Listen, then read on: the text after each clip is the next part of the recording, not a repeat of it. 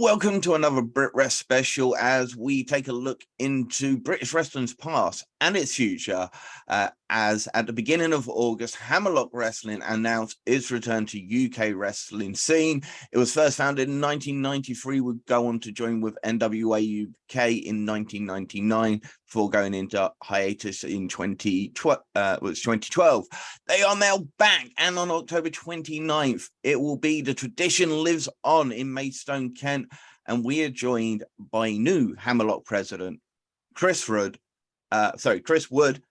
Thank you for coming on the show to talk to us about Hammerlock today. How are you doing? It's Billy Wood, but it's all good. You can either start again, and we can keep that in because that's quite funny. Let's just play. I know, you know what? Let's just keep it in. It's fine. Keep it in. That's funny. That's good. That you know what? I'm good, and I think I'm excited, and I appreciate you inviting me on to talk about where we're going to go with Hammerlock. So thank you. Yeah, no problem. We are Team Ties, the Great British Wrestling podcast for Great British Wrestling, as featured on bodyslam.net and John's Podcasting Network. I am Mr. Andrew Moore and D2 Most. And not joined by Big Daddy Dan today because he's off on his way to TNT Extreme and their GCW show today. So I'm sure he's going to be enjoying himself thoroughly. But let's get kind of going on to it. Billy, it's not your first time in wrestling. So would you like to give some of the people that may not know you some of the background? Yeah, sure. I think the great thing about professional wrestling and promoting is the successes you learn from and the failures you learn from, and using that experience to try and better yourself as you kind of go on. But just to give a really, really brief wrestling side of things for me, I originally started promoting in 2008, and that was with EWW with Stu Allen, also known as the Dominator. We promoted EWW shows. We did them primarily in Kent and Sussex, and then now and then took them around the country, which was great fun for a couple of years. From there, I joined the NWA with Fight Nation, which was great fun, and we were the European affiliate for the brand at that time. And then in 2017, I purchased IPW. We won't mention the gentleman's. I'm not even going to call him a gentleman, but he's not a gentleman, that's for sure. I brought it off their previous owner and founder, and ran IPW for a few years, and closed IPW the end of 2019, primarily because the scene changed a hell of a lot, and my personal circumstances also changed, and it was probably the right thing to do, to be fair. And the history of IPW is up for debate, how good or bad it is. I'm very proud of 2017 throughout the 2017 and throughout 2018. I'm very, very proud of the shows we did and the risks we took. Some great, some didn't do great financially, which probably didn't help the longevity of that IPW reign. But yeah, it's not my first rodeo, but like I said right at the beginning, I think learning from your mistakes, owning them, I think is really, really important. Owning your mistakes and growing as a human and as a promoter, because we're not all going to sell out shows. We're not all going to make money, and wrestling promoters across the world will very much understand the fact that making money is tough. That probably 1% make money over the 100% of wrestling promoters around the globe, outside of the majors. So it's been a fun journey. It's had its breaks in between, but there's something about professional wrestling that always draws you back, and I'm very excited to bring Hammerlock back. No, it's because Hammerlock, as you mentioned, the history is in British wrestling. It was that linchpin that kept wrestling going between the failure of WOS joint promotions and everything, and just almost disappearing. But Hammerlock kind of remained and helped keep wrestling relevant in the UK, you know, launching careers like Johnny Moss, Doug Williams, Zack Sabre Jr. And even their last show featured, you know, what could be considered the best wrestler in the world today in Will Ospreay. Absolutely. And I think, and I want to make this clear, I am taking no credit for the history of Hammerlock Wrestling, none. But what I'm going to do is put a lot of praise and remind people of Hammerlock, remind people of what Hammerlock did, and why we can add to the tradition, why we can add to the past and the heritage, why we can try to add something different to the current British scene, which, regardless of some of the tweets in last week about it being Brit Wres being dead, I highly disagree with. But without Andre Baker, there is no Hammerlock. Without Hammerlock, there is no interest from myself in British wrestling. Hammerlock was the place that I had the fortune to train at in Kent, which was great fun, hard, testing on the body. I met some amazing people that I'm still friends with today from those Hammerlock days. Some are pros and workers now, some aren't, but it was a great learning for me, and it kind of brought me into understanding there is a British wrestling scene.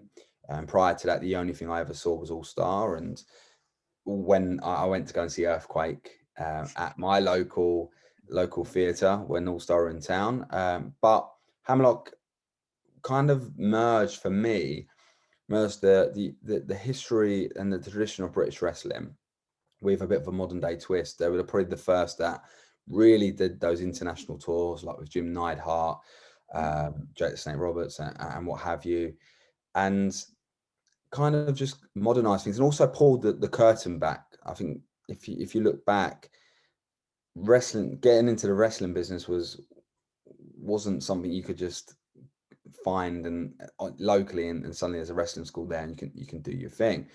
I remember reading in Power Slam about Hammerlock and going, and that was something that Andre Baker kind of pulled the curtain back on and showed, hey, look, this is how you become a pro wrestler. And without that, I kind of don't know if the scene would have grasped and caught fire like it did in the late 90s, early noughties with like the likes of FWA, if it wasn't for Andre Baker. So I think Hammerlock has so much respect and played such a big part in the ignition of independent UK wrestling.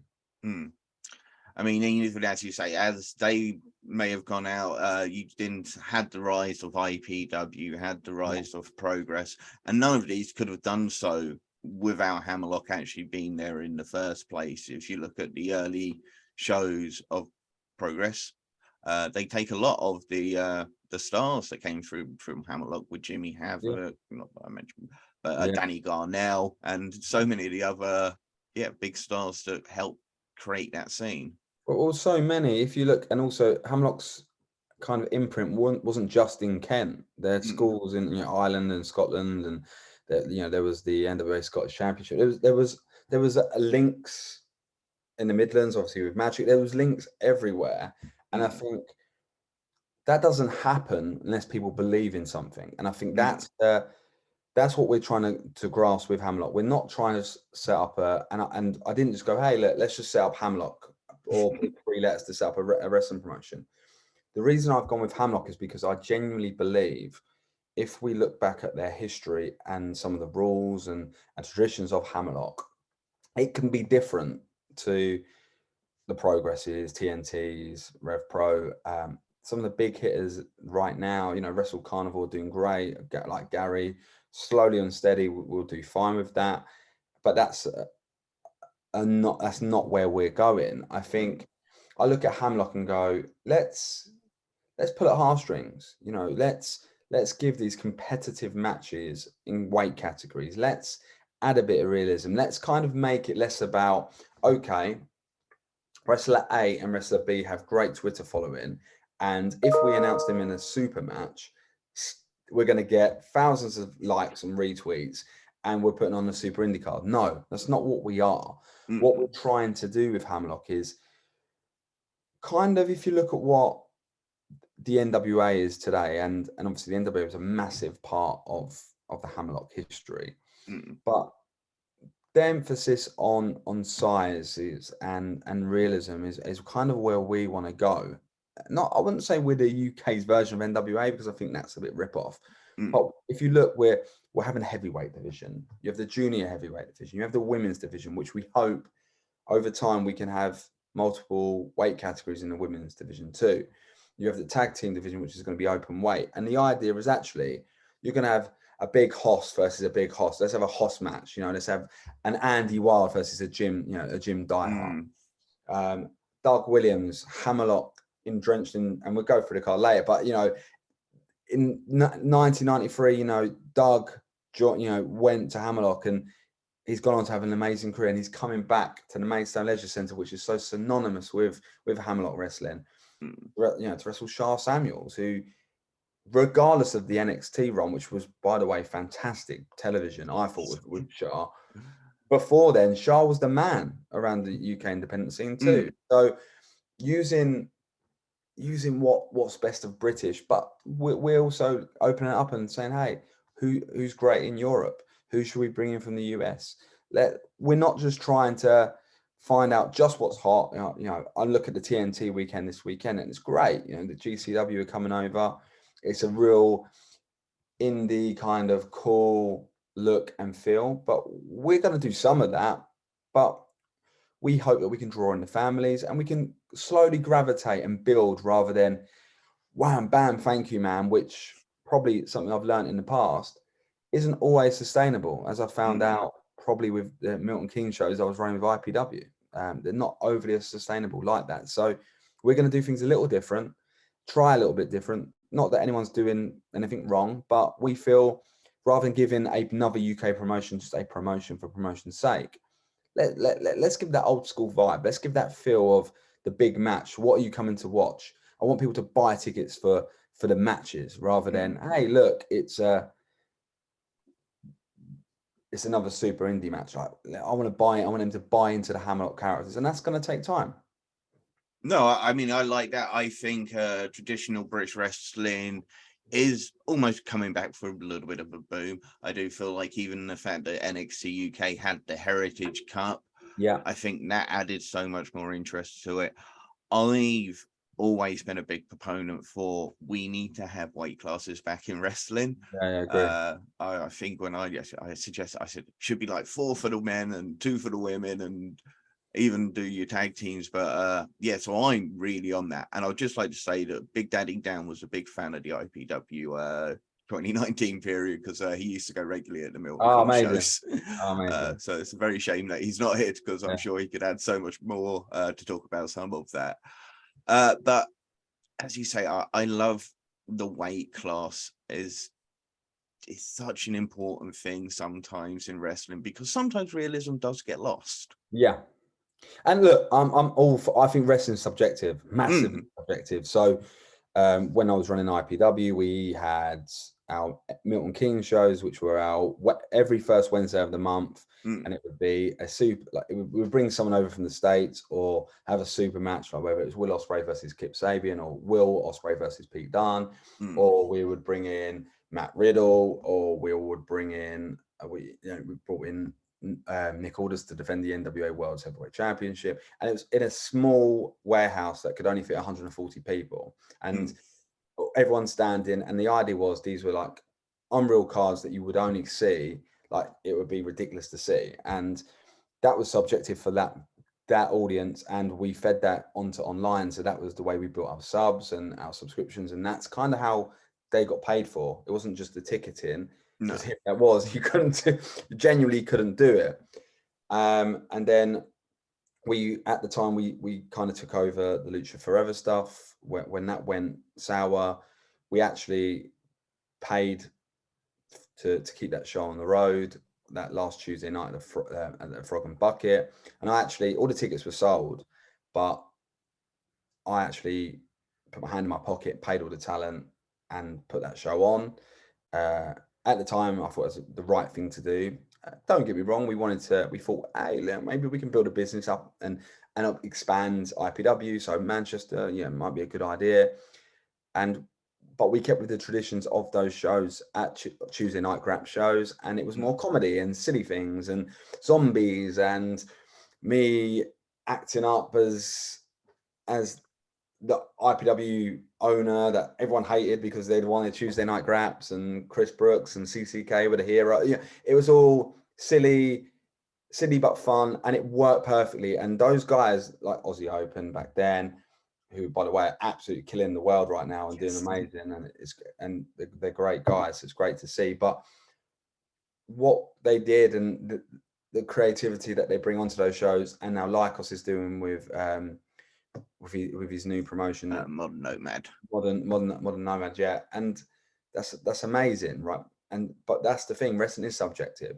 And what we probably got wrong with IPW was we were this here, this there, super shows here, and it was a bit like we were catering to the audiences, which were doing good for us, but probably losing a bit of identity in amongst that, if you know what I mean.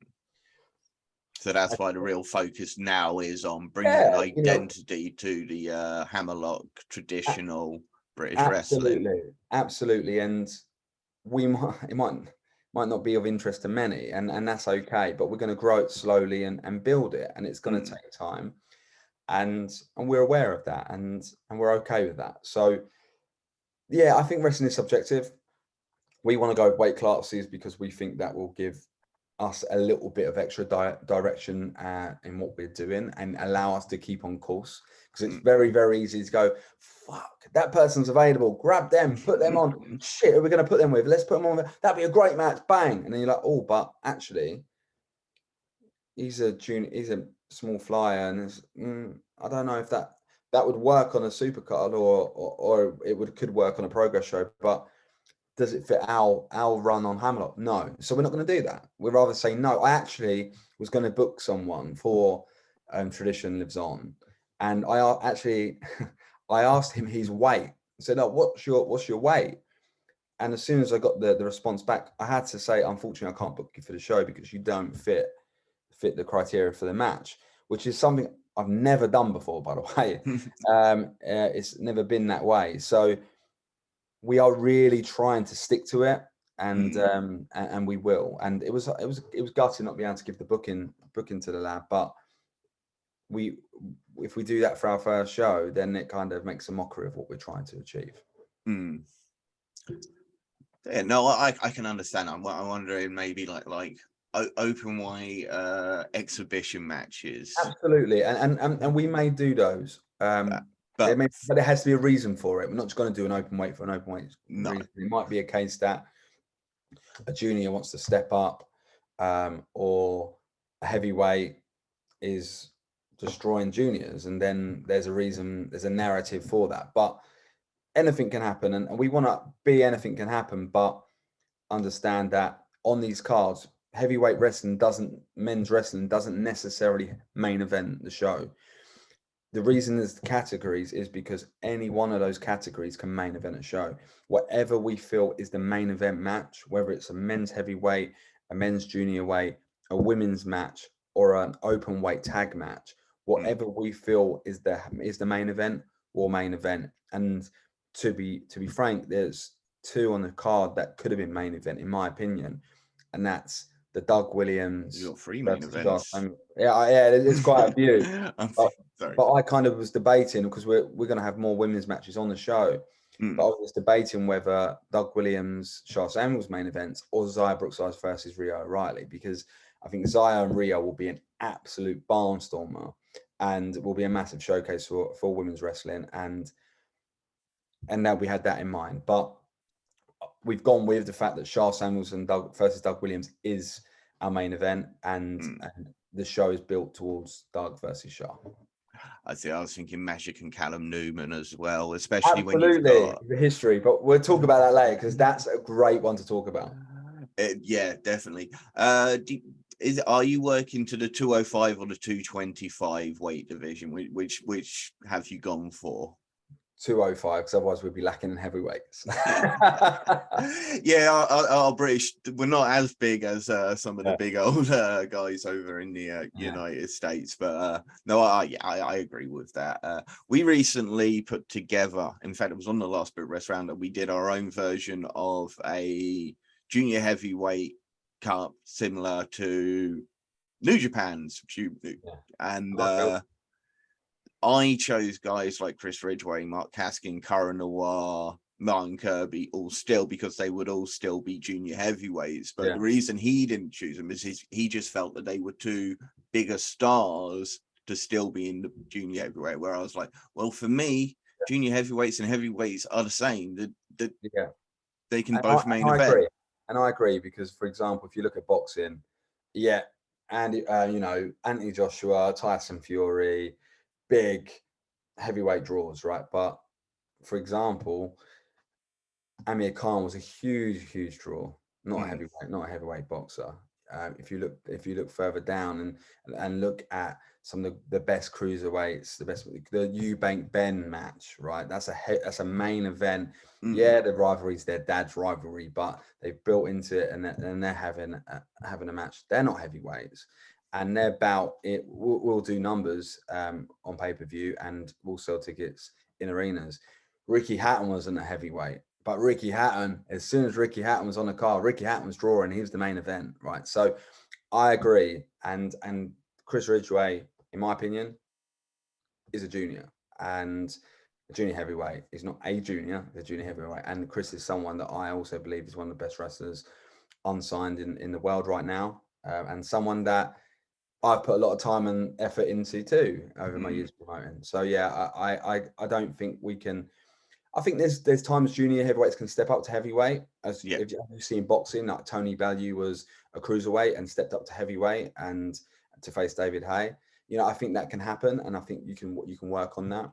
But the limit for us as the junior heavyweight is the limit, and then to be a heavyweight, you've got to be close to the limit, and then some. If you're above the 205, you're a heavyweight naturally. But if you want to make the step up, you can make the step up, but you're gonna have a weight disadvantage. Yeah. No, that's fully understandable. And as I say, put an emphasis on women's wrestling in the UK, which is, again, a big talking point right now. Pro Wrestling News, they set it out as like the 1 hour challenge, or at least 3/4 of your show, a quarter of your show should heavily focus on women's. Well, our next show, just so you know, our next show is going to be 8 matches. And 2 of those will be women's matches. So what we're trying to do is 2 from each division. In this show there's only 1 tag match, so there'll be 3 junior matches. So the junior will have a bit more of a showcase on Tradition Lives On. But the plan is to try and do, if we're going to do 6, you might see 2, you might see 1 from each and 2 showcase matches. If we're going to do 8 matches, the idea is to try and do 2 from each division. There you go. That's it. So you can keep everything. We're not going to be a 3-4 hour show. We're going to be a 2 hour and a bit. So I actually like to get home. People Me too. I don't. I'm not one, and I'm sure a lot will test this. When a show finishes, as long as everyone's okay and everyone's been looked after and there's no problems, I like to go home. I'm not one to socialize. Not because I don't like to socialize, but wrestling for me, or any sort of thing, is a bit of a business for me, and I don't like to blur the line. So I'm not one who goes to the bar with the talent, or that's just not me. No, I like that as well. That's good. Now, should we start talking about the upcoming? I mean, you've been posting the history recently, a lot of it, including sort of like the old belts of the NWA. Are they going to be the belts, or have you got new belt designs? I'm in 2 minds at the moment. So we're not introducing any belts yet. However, there will be exclusive. There will be a UK heavyweight. There will be UK junior heavyweight. There will be a women's, and there will be a tag. So there will be championships in all 4 divisions. The lineage of the heavy and the junior will continue over, and we'll be starting afresh with a couple of others. I'm kind of inclined to go back to the old designs, or even maybe use one of the old belts. Mm. So it does have the NWA logo on, but they were Hammerlock belts. So we may go back to some of those. But yeah, tradition, it's called Tradition Lives On, and we're trying to go into tradition. So we kind of want to keep that traditional vibe still there. So we don't want to overly modernize it just for the sake of modernize it, because hey, we're new, we're fresh, we're going to be this We're applying into the history, as you can see by some of the footage we've put up, and at the moment I'm obtaining usage of as much old footage as possible at the moment to kind of, I want to create a timeline for everyone's sake. People can see what happened and why it happened, and not necessarily to monetize, just more of a, hey, look, have a look. This is what we were. This is what we were then. This is what we were in the 90s. This is what we were in the noughties. This is what we were post Andre afterwards. And this is what we are now. And I think that's really important to me as well. And it's not going to be a financial thing, because I think we're trying to educate. There's lots of people that go, oh, Hammerlock, I trained at Hammerlock, I want to be on the show. The amount of workers that want to wrestle on these shows because they have an affinity to Hammerlock has been fantastic. And it's been quite funny seeing a lot of people from Kent find the Facebook page and tell me that they used to go to shows, which is quite nice. We want to build in that kind of affinity with the brand, and it's going to take time. And we'll do that by hopefully showing as much. I've got a match with just a clip of Fergal, Finn Balor, Fergal Devitt, and a few others in a tag match, actually. Paul Tracy, who was an NWA Hammerlock trainer, who is the man in Ireland when it comes to that sort of stuff. Him and Fergal in a tag match, which is on grainiest footage, but I want people to see what they can see and get a feel, and I want people to know that the show, when you turn up to it, it's going to look decent, but we kind of want that old school feel a little bit. We want it to feel not for big screens, and we want it to feel old school. We want you to step into a bit of a Brit Wres time warp when you come to a Hammerlock show, and that's why I think bringing the old belts or versions of them back is probably the smartest thing to do, and that's probably what we will do. But I haven't decided yet, but that's more than likely. Now, one of your matches features the first ever holder of the NWA UK Junior Heavyweight title in Magic, going against somebody who has been called one of the true future of Brit Wres right now, and Callum Newman. How excited are you for this matchup in particular? Amazing. So when I decided, so just to give you a quick story on why Hammerlock, I actually reached out to Andre's family and got the blessing of the family to do this, and it was so important to me that it tied in, and there's a few other tie-ins coming up with prior Hammerlock talent. It was very important to me that lots of people might not know who Magic is, and that's not to be disrespectful to Magic at all, because he's from a different era of Brit wrestling. But Magic was really, really, really fucking important to those early he was such a big part of those shows, the transatlantic challenge stuff, so and huge to the Hammerlock history. And I wanted him involved, but I didn't know if he was going to be in the match. I just wanted him involved in some way in the Hammerlock show. Long story short, after speaking with him, he was like, "Yeah, I'd love to work on a show." I was like, "Okay, great." I was like, "Well, it needs to be something. It needs to be something exciting. It can't just be Magic versus someone." And I looked at it and I thought, well, first ever champion. We're going to crown a junior champion at some point. Callum Newman surely would be in the run-in. Callum's unreal. He is grown as a performer monthly.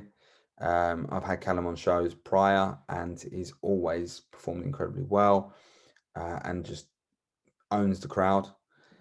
And I thought, Magic versus someone who genuinely could be the future of the Hammerlock Junior division.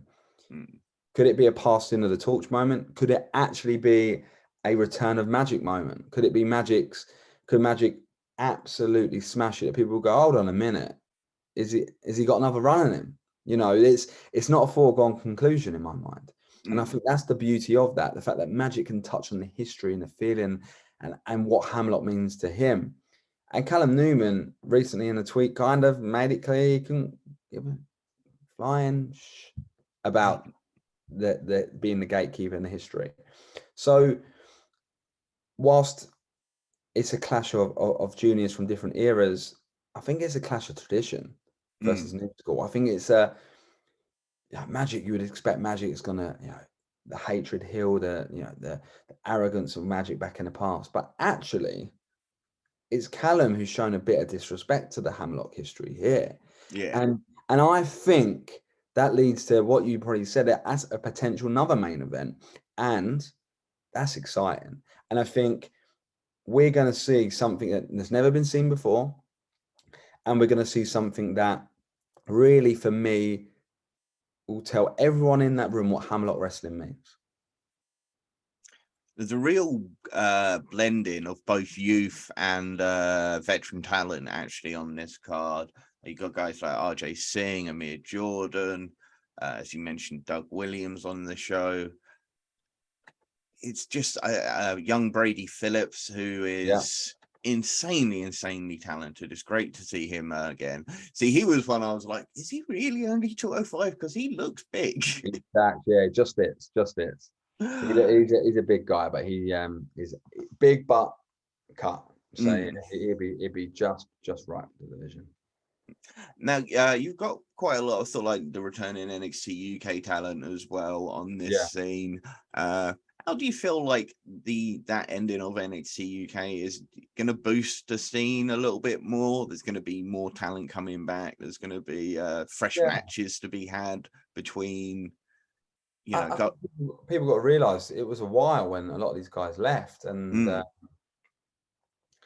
obviously a big knock on IPW actually was the fact that when the NXT UK mass signing happened, or when talent wasn't allowed to work in the Indies anymore, it hugely affected my shows. Like, there was no denying that. But it wasn't just NXT UK. No. Sabian got signed to AEW at the time, and someone else did, who's aforementioned now. And it was one of those things, Andy, that it was one of those things you think, right, okay, what are we going to do to keep this up? And I overstretched myself and the company to try and keep up, to be honest. And I think that was a big learning curve for me. When NXT UK come to an end, I was really, really disappointed for the talent, because they all were, people can say what they want, but they've all worked so hard on that and got better. And they're going to give so much back to the scene now. The truth is, though, lots of talent have risen and stepped into those spots. Now, there was a tweet a couple of days ago talking about, well, progress has fallen off a cliff, that tweet. And lots jumped to defend it and say, actually, no, the British wrestling scene is booming and these guys show some respect to the guys that stepped up. But that's just an opinion. And people are allowed their opinions. And I think we've got to understand that the houses haven't been great everywhere since. They haven't, especially after COVID. It's been tough, and we have to look at some of these talents coming back in, which will not just supplement cards. Some of them will head into main event situations, like Shah for us, because he's a draw. It is a draw now, and some NXT UK talent may find it even hard to get bookings because their expectations of what they want won't match what the promoters can pay. So I think it's an exciting time, because there's been some great talent like Danny Black, a lot of juniors actually, like Danny Black, Joe Lando, but also the likes of Will Cruz, who I can't wait to find a date to get him on one of our shows, and some of the talent from up north that's absolutely killing it. They've risen their game too. So I think it's going to be an interesting time. I think the scene will have lots of options. But also, the scene lost a lot of options for the right reasons when Speaking Out came around, and it's taken time to replenish. And the NXT UK cuts will help replenish the scene, and I think it will lead to a vibrant time. But let's not get carried away. Everyone needs to take their time. I think it's not. It's definitely still not easy, and we understand that it's a slow build for us, and we're not like Progress or Rev Pro who can go and do Rev Pro can go to York Hall, and Progress who having good shows and bad shows, good draws and bad draws. Like, let's not sugarcoat it. They seem to be able to power on, and full credit to their ownership group that can do that. We need to take it step by step. We need to not get too ahead of ourselves. We need to go show by show. Obviously not have a date ready for the next show after the show, but we'll go time by time and slowly. And lots of that WWE NXT UK former talent probably will be on our shows. Not all of them, because we can't financially make that happen. And also we want to elevate some new talent. There's an initiative that I want to announce over the next week or two, where we will look to give all the local schools. Hammerlock was known as a breeding ground of talent. We've not got a school, and there's no plans for a new school, but we want to pull on events where we can go, hey, look, who is the best talent coming out of all these schools across the UK, from England, Wales, Scotland, Ireland? Tell me who's the best. Who are the trainers? The trainers. Tell me who's ready to kind of have an opportunity to wrestle on another show, and we will put on shows that will highlight Generation Next and push those too, and do that in Kent, and try to give some of these talents from up north and in Wales the opportunity to come over and wrestle on a different show. Yeah, because on your first show already, you've got Rio O'Reilly, obviously coming in from Ireland, and big old Andy Wild coming down from up north. Really looking forward to him versus henchman Jim Diehard. That's going to be a clash of titans, if you like. Yeah, for sure. You know, that's a hoss match. That is a hoss match. And Jim Diehard, for me, has the potential to main event everywhere, in my opinion. And he's one that Hammerlock, with his history in Hammerlock, he's one to definitely watch as Hammerlock continues, because Jim feels like he's got something to prove, and we'll back that. And Andy Wild is someone, once again, Hammerlock history, and it's two guys with Hammerlock histories, Hammerlock heavyweights, you know, the two Hammerlock heavyweights going at it. I think that's going to be a great match, and it's also one it's not been overdone. It's not been done everywhere. You've not seen it everywhere. It feels fresh, and I'm hoping we're giving fresh spouts to the audience down south. And of course, while he's down there, I'm sure you'll be in his ear about who's coming up in his school right now up in Fife. Absolutely, and we've already had chats about that, and I think we want to bring Scottish talent down, and we'll be looking to do that going forward for sure. So, speaking of young talent, who's out there that's really, really impressed you? Not to say that you're gonna book him yet, but who out there that you've seen on the Twitter sphere or in the Brit Wres scene that you're going, well, I like the look of him? Oh no, do you know, there's a few. I really like Ian Skinner. Really like Ian Skinner. And I think there's a lot to do with Ian Skinner. Levi Moore, big, strong guy. You know, I think he's going to be an exciting guy, and we're keeping out. Without a doubt, we're keeping tabs on him. I really like Harley Hudson as well. I think she's a great talent. I also, and this is a bit biased by me, but because I actually, the Catch 22 school was the birth of my IPW academy shutting down. KM Lane, young talent in the Kent. I think he's going to be really, really exciting. And Jake Kent, I think he calls himself Jake Kent now. I think he's going to be an exciting talent. I really like Mark True. I think Mark True is an exciting talent too. And the truth is, there's so many. And for someone like me, who I have been around for a long time, and seen people go on, like for me, Kip Sabian, from when we started working with Kip, and to see him go to AEW and be a big part of that. I won't go into why, but being a big part of that, of him kind of joining AEW, that's the journey for me. Now, we didn't train Kip Sabian. He, you know, all credit in the world goes to the Knights there, but I feel that we helped Kip find Kip, and to see him go from where he was to what he's doing now, I'm so proud of him. So proud. And that's what I'm hoping we can do with Hammerlock, is take some young talent. You know, we're going to be announcing a 4-way junior match, and there's a young talent on there that people will be like, oh wow, didn't expect him to get the booking. But we wanted to do it like that because we feel that he could. Let's give him an opportunity. Let's see how he gets on. And there'd be more of that within Hammerlock, and there'd be people that are hot, not so hot, that we try to give a little bit of fire to, and get it cooking a bit, and see what we can do with them. And I think that's the bit that excites me. It's not just bringing in, because I could have gone, well, I'm going to book him from America, slap him on a poster, and boom, we're going to sell all of our VIP meet and greets. Going to sell out in a day, because we did it. I did it with IPW. We did it with the Austin Aries exclusive, or bringing having British Strong Style on the anniversary, and booking Jeff Jarrett, and Hurricane Helms, and we did all that. And I'm not saying we won't bring people in, because I think historically with Hammerlock they did that. So we could, if the right scenario hits, we could do that. But actually,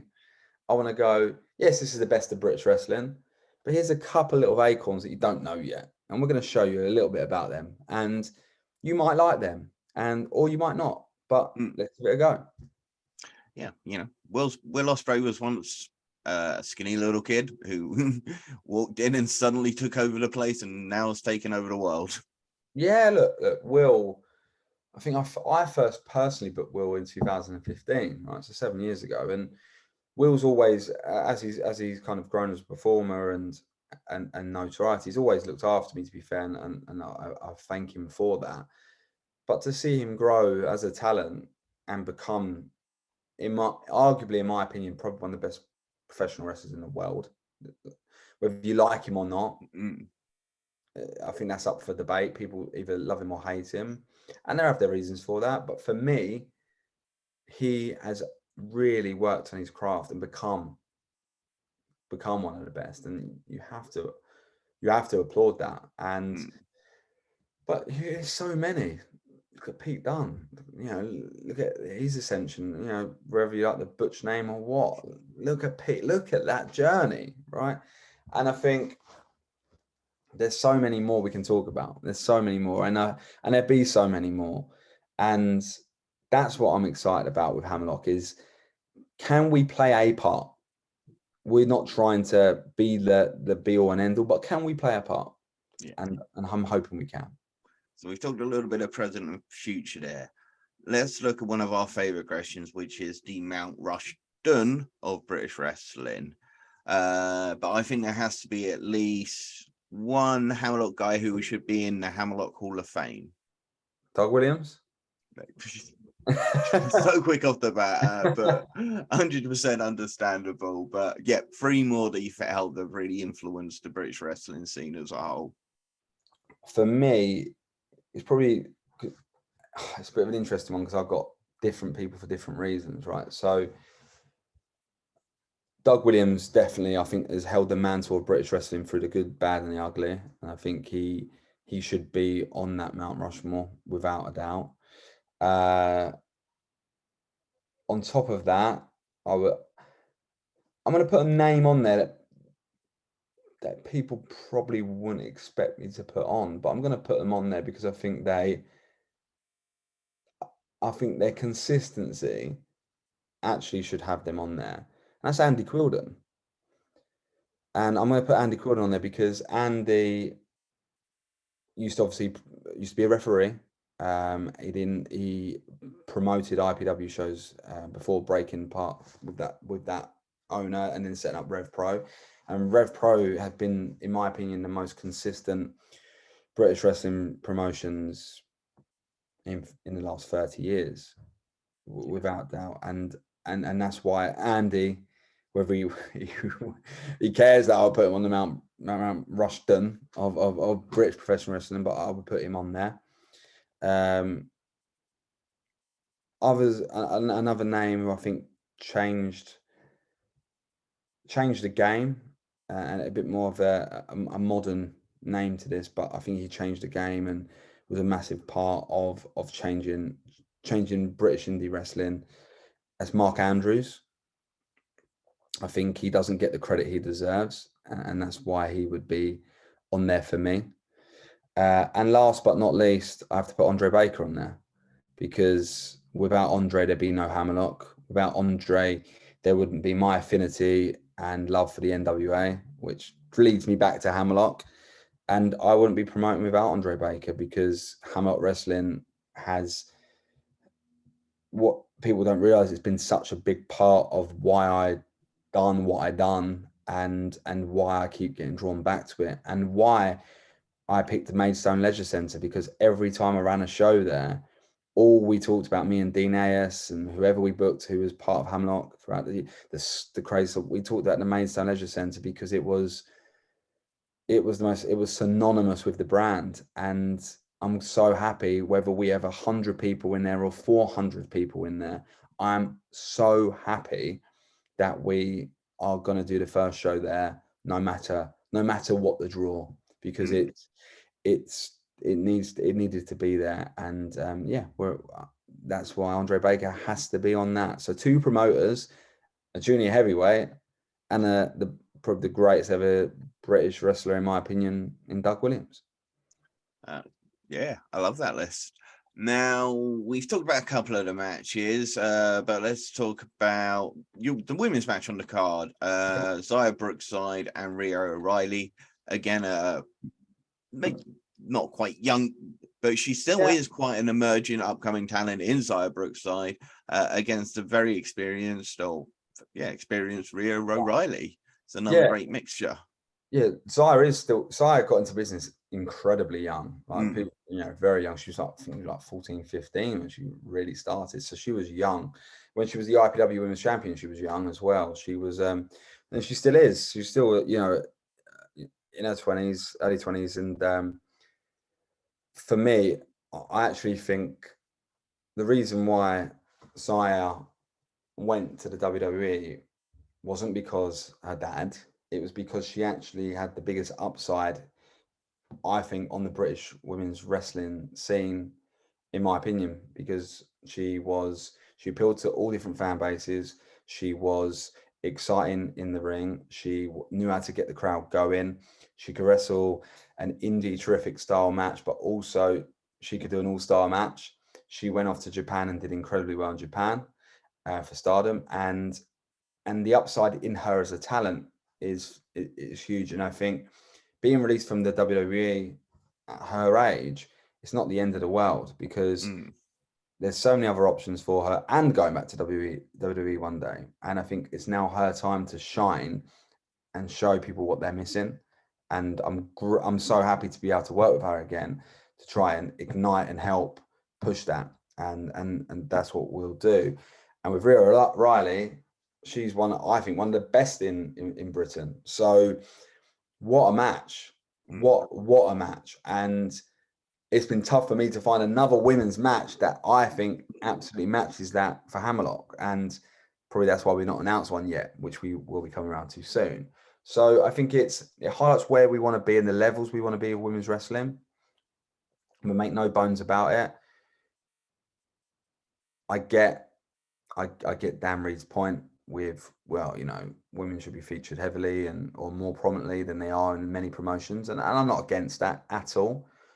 But there'll be shows where we might have a lot more women's matches, and there might be shows where we don't, depending on the talent available and what works for the show. But I think over a period of 12 months, I think we will showcase and show that we are committed to try to elevate the next generation of women's wrestling in Britain.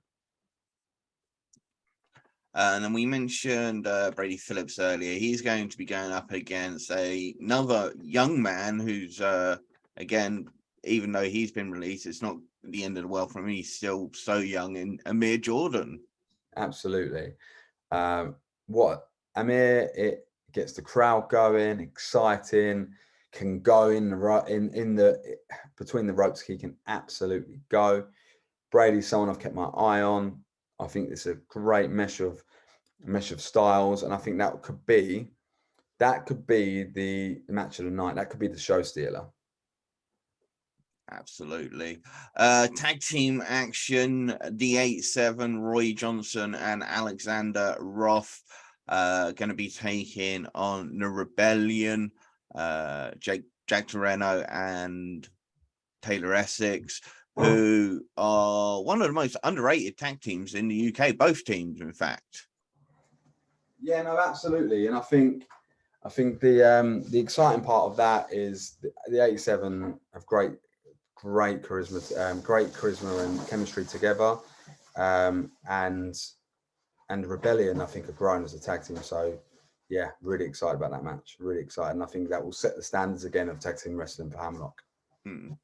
And then you've got RJ Singh on the card. Has his match been announced? No. That's coming. So keep your eyes peeled for that. And then of course your main event will be Doug Williams, Shaw Samuels. Shaw, when he came to NXT, I was like, oh, I'm not sure, but he upped his game to a whole new level again, and turned into be one of the best. One of my favorite reasons to tune into NXT UK was to see Shaw Samuels. Look, Shaw's incredible. I'm telling you something. I'm telling anyone who buys a ticket, for £15, that match alone is worth it. Nothing more needs to be said. It's £15 to watch Shaw Samuels versus Doug Williams. What more could you ask for? Not too much more, especially when, as you say, you've got the entire rest of the card and one more match to come. But Callum Newman versus Magic, Andy Wild versus Jim Diehard, Rio O'Reilly versus Xia Brookside, the 8-7 versus the Rebellion, Doug Williams versus Shaw Samuels. The card already looks stacked. It's going to be a fantastic show. I love the idea of tradition coming back to the UK British wrestling scene. Thank you. Is there anything else you would love to say? No, that's it. Just buy a ticket and we'll see you at the show. Awesome. So with that said, take the advice of Billy Wood, and what we normally do is say, don't feed the trolls. I've been drawn into a couple of arguments recently, but remember, don't feed those trolls. Exactly that. Well, thank you for having me. We'll speak soon. Thank you.